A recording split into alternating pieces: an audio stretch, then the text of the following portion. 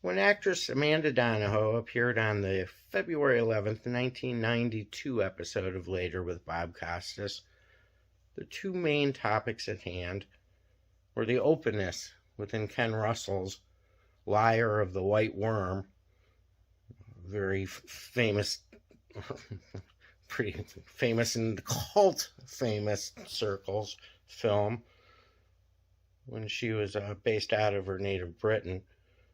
And she talked about the comparison of the UK and the USA entertainment markets, especially with regards to her character on LA Law having a bisexual kiss. And Amanda addresses how you have to take baby steps for change. So 31 years ago, she states they weren't ready to have a lesbian character kissing and making out on primetime TV. So it had to be CJ had to be bisexual. A lot of people had no problem with it. Still don't. Heck, it's harder to almost not be seeing that stuff these days. So wave the rainbow flag. Show us what you want on television. Talk about it. There's a market for it. Thanks for staying up later. It's unlikely that the firm of McKenzie, Brackman, Cheney, and Becker has seen anything quite like C.J. Lamb, as played these days on L.A. Law by Amanda Donohoe. And first of all, congratulations, because you just picked up a Golden Globe for Best Supporting Actress in a TV series. Yes, thank you. It's very exciting. Were you surprised to receive it? Because your character is somewhat controversial. Yes, I mean, I was surprised that, I was surprised that how well received CJ is. I mean, yes, given the subject matter and the controversiality of her, I suppose one did expect a degree of, let's sweep it under the carpet, pretend it's not there and move on, kind of thing. But no, that she has been welcomed with open arms by both the public and, it seems, the Hollywood Foreign Press Association, which is fantastic and really marks, I think, a widening of understanding and tolerance about sexuality. CJ, for those who don't know, is a bisexual character. Yes. Although it wasn't made explicitly clear for a while. No, quite. I think the idea was that let's leave it open and make it an area of discovery rather than actually labeling people with sexual preferences or colour or politics or beliefs in any way, I believe, to be unproductive. You know, it's not what's between your legs, it's what's between your ears that counts to this woman. And it's all, and that is the joy of her, is that you don't attach her to this specifically. She does all kinds of things. She has a very flexible personality as well as a very flexible sexuality. And she has an affinity in the cases that she's drawn to. Absolutely. For fighting for the underdog and being a bit of a maverick in her personality. Like you say, the sexuality is the thing that's perhaps stirred up the most interest, yes. But there are maverick elements to the character's personality. Yes, I think she's very cheeky. She tries to push it as far as she can, always in the best interests of either her client or her cause. But yes, she's not frightened to... I think it's the reason that I identify with that particular aspect of CJ so much is that all my life I had been told to revere figures of authority, whether it be the church, the police, the teaching body of my school. And so I love CJ's irreverence to those who are supposed to be older and wiser, but as we all know, you know, older doesn't necessarily mean wiser. So I think she has this very healthy attitude towards the establishment and towards the establishment, which I think everybody identifies with that. Everybody identifies with the idea of going one's own way, not towing the company line, as they say. There was a scene in the parking lot where where she kisses a fellow attorney, another woman, that apparently was, that was what set off the controversy, to the extent that the Yes. controversy exists, right? Quite, yes. Was it a difficult scene to play? Were there misgivings on the part of the cast or the producers? No, never. I think that I was always amazed at how subtly David Kelly handled the subject matter, and how easy it was to stereotype this woman, and how he very consciously avoided doing that. So, yes, of course it's difficult. It's always difficult when you know that you are almost breaking some kind of taboo here. Of course, we are all conscious of doing that. It's necessary, but it's also very difficult. You know something? And both Michelle Green and I were interested in making it as human, as real and as accessible as we possibly could. We don't want to scare it. You don't want to get on a soapbox and scare people off with this stuff. You just want it to be born from normal human or natural human behaviour, which is why that scene was so particularly provocative, because there wasn't actually anything in that you could take absolute offence to, apart from the fact that two women kissed each other, and the kiss changed in a flicker of a moment from a friendship kiss to a frisson of sexuality between these two women.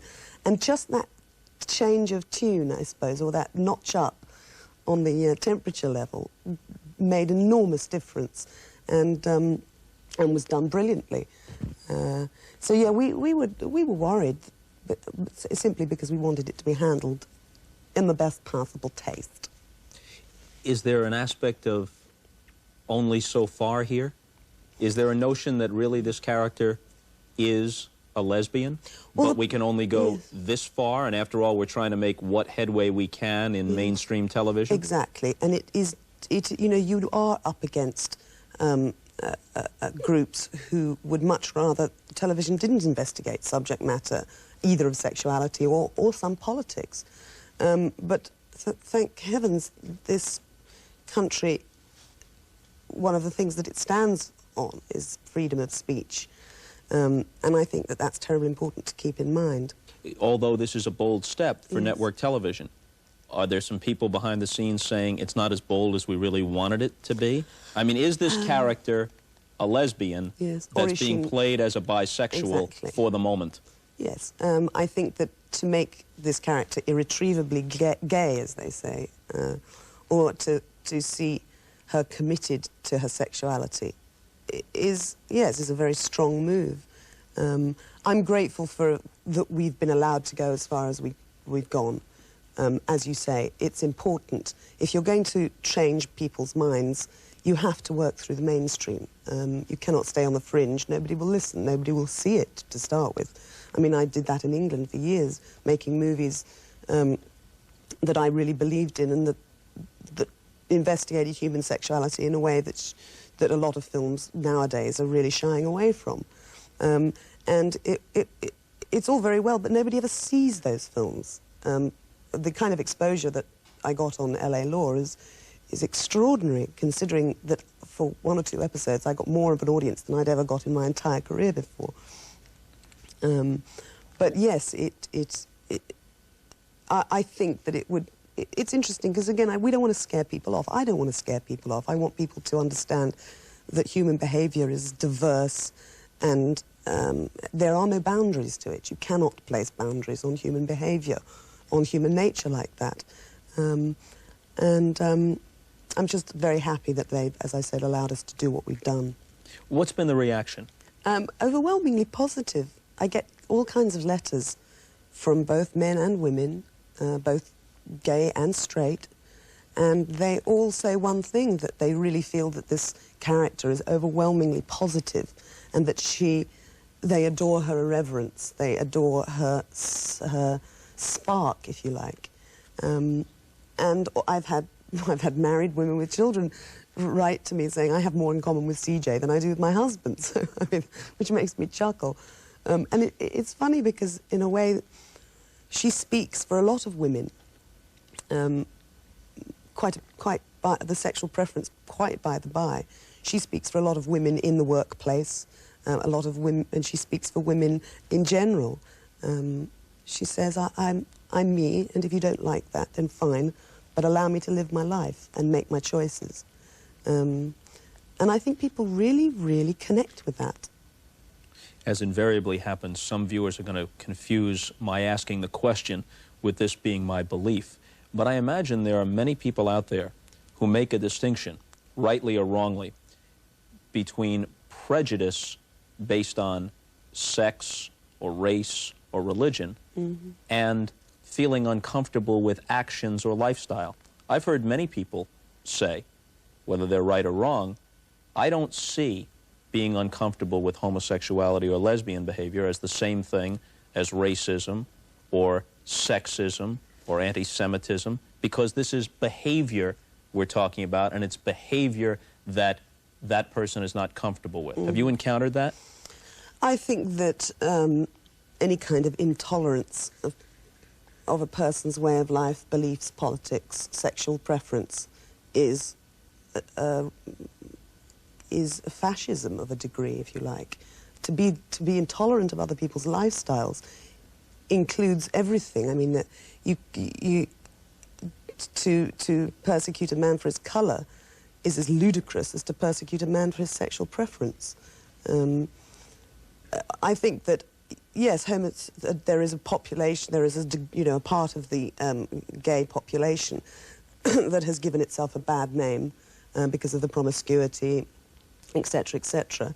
But I have so many close and dear friends and colleagues who are gay men and women who have led for many years very committed relationships with one partner, and that it's unfair for those people to be judged in the same way. I mean, I know many heterosexual men who are far more promiscuous than a lot of gay people I know, but they are not ostracized. They are not,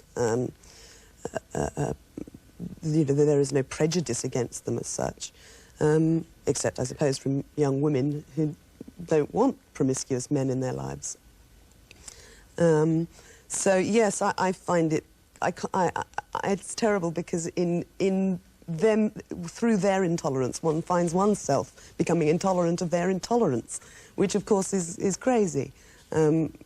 It's like the whole thing of non-violent agitation, non-violent protest, non-violent putting across of one's beliefs and politics. And I believe in that with all my heart. And so, in a way, what I do on TV and what I started doing in my feature films was a sort of a, if we've got to start somewhere, let's lift the carpet up and get the cobwebs back out and examine them.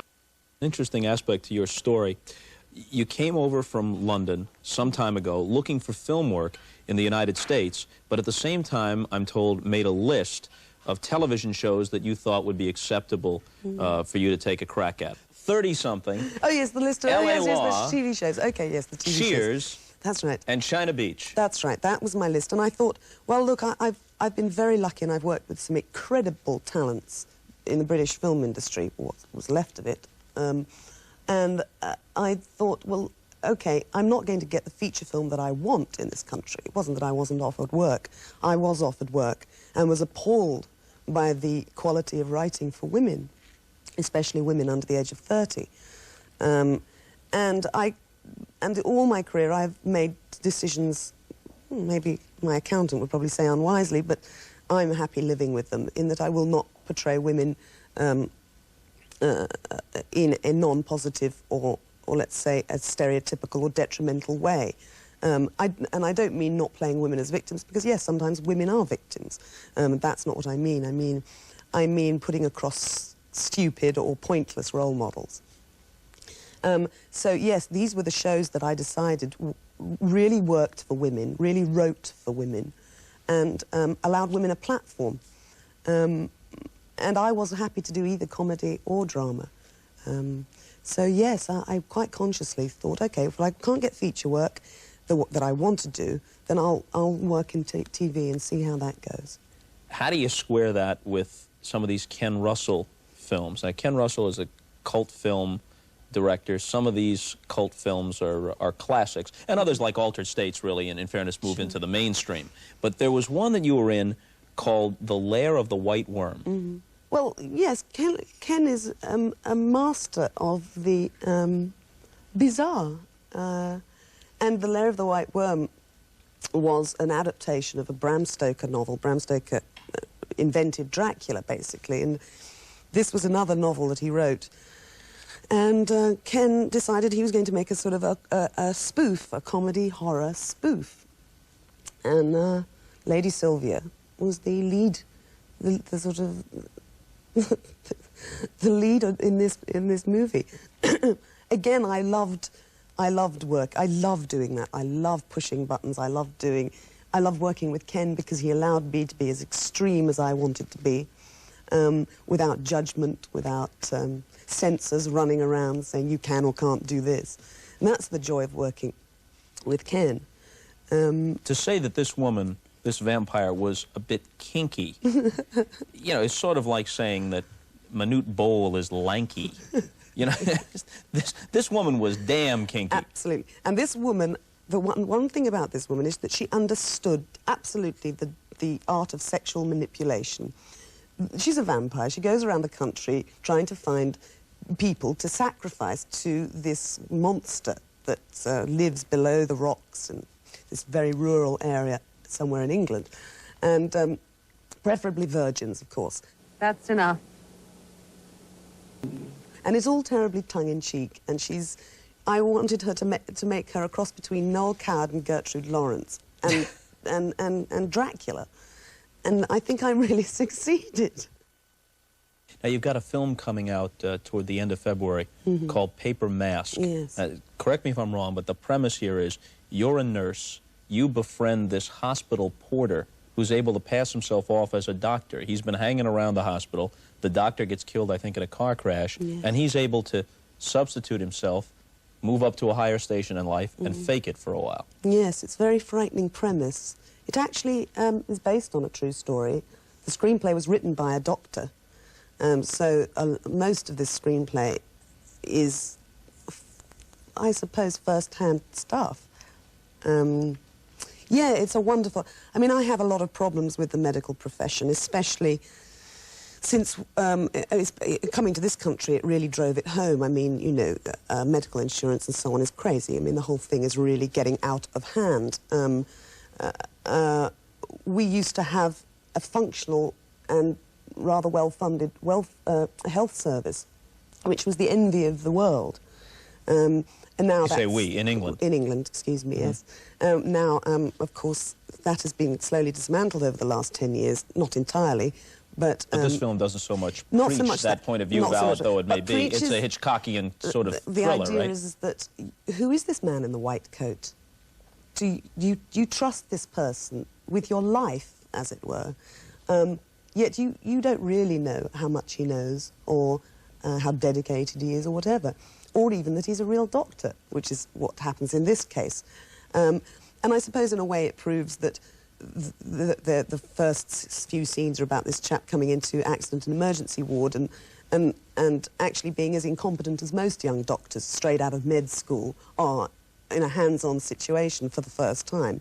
That kind of accident emergency care can be learnt by experience. And of course most of the nurses in that situation know more than the young doctors who are working with them, which leads to quite a bit of animosity, I'm sure. You can catch Amanda Donohoe, of course, as C.J. Lamb on L.A. Law here on NBC on Thursday nights, and in the movie Paper Mask, which comes out shortly. Thanks a lot for stopping by. It was good to meet you. Thank you, Bob. Time to hit the road, and we'll see you later.